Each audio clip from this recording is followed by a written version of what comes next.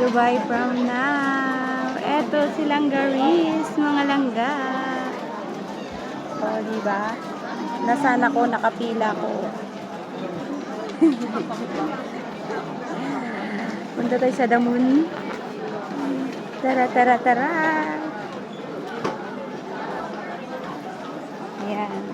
Thank you for watching, everyone. Bye, Dubai. See you soon. Bye. Mga langga, ayan. Pauwi tayo. Pauwi tayo. So, nandito ngayon ako. Nasaan nga ba ako? Nandito ako sa loob ng Earth. May we request So, all na nga, guests guys. to stow your hand Ito na yung luggage hinihintay properly natin. under the seat Ito or in na the nga. storage bins above you. If you are seated o. next to an emergency exit, read carefully the Diba? passenger briefing card located Gutom by na your kaya ako. seat. If you do not wish to perform the functions ako, guys. described in case of emergency, please ask the cabin crew to reseat you. Ito tayo sa loob. Sa mga panauhing nakaupo sa exit.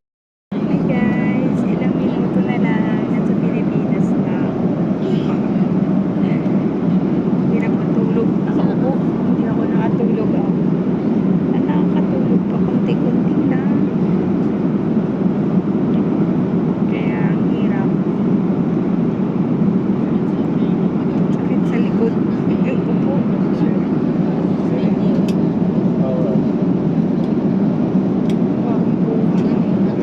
Kasi ang hirap pag igagawin. Nakaipit yung ulo mo yung pag ganyan. Umano dito. So, ayan na nga guys. Konting minutes na lang. Malapag na. See you Philippines na. Ayan, humanda dyan sa mga masusurprise. Surprise, surprise.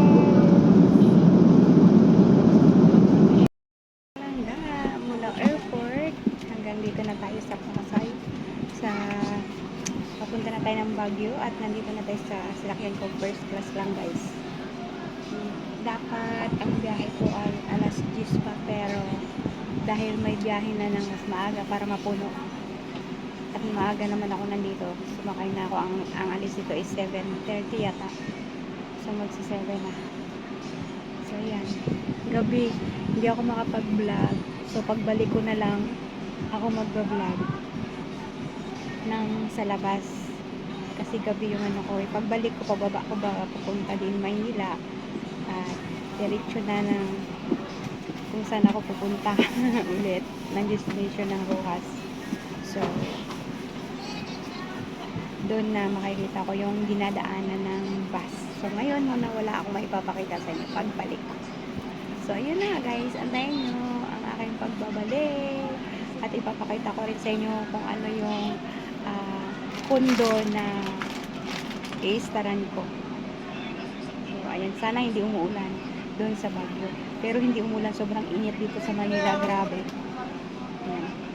So see you later, mga langga. Mga langga, nakarating na ako dito sa Baguio at nakakuha na ako ng kondo. Ito maliit lang siya, okay lang para sa akin.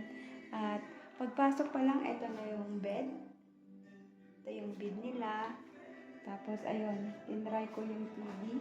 May TV sila. Tapos may upuan. May lampshade. Tapos nagbigay na sila ng tissue. Tapos may ano na sila, wifi. Ito yung password ng wifi. Tapos ayan, tukador nila. Tapos aparador yun. Itong aparador nila guys. Ito aparador. Tapos dito sobrang malamig. Kaya hindi siya kailangan ng aircon. Mayroon silang electric fan. Ayan, dahil ako lang naman mag-isa, okay lang yung electric fan nila. So yun, tapos ipakita ko sa inyo yung CR nila guys, kung ano. Ito naman yung dining table. Tapos ito yung CR nila. May heater na siya. Yun o. Malinis naman. Yun. May heater. Kung ano, kasi malamig dito. Ayun. Okay naman.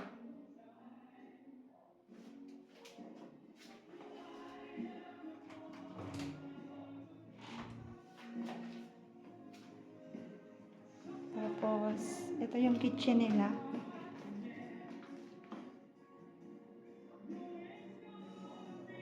Kitchen nila guys. Mayroon ka nang magluluto ka dyan. May tako rin sila, may mga pinggan, gano'n. Yan, may lababo, may tubig na rin. Tapos, may bintana yan. Tabi kasi, kaya hindi natin makikita siya. Maliit lang, pang isang, pwedeng dalawang tao, pero mag-isa lang naman ako. So, ayan, nakarating. Bukas, ano na ngayon eh, 15. So, bukas, matulog muna ako, tapos, ayan, mamamasyal, magbibig. Narating ko na rin yung lugar sa Pilipinas na gusto ko nang marating. Bata pa lang ako, pinangarap ko na to. So, ako antok na ako, jet lag na ako dahil galing pa ako sa biyahe.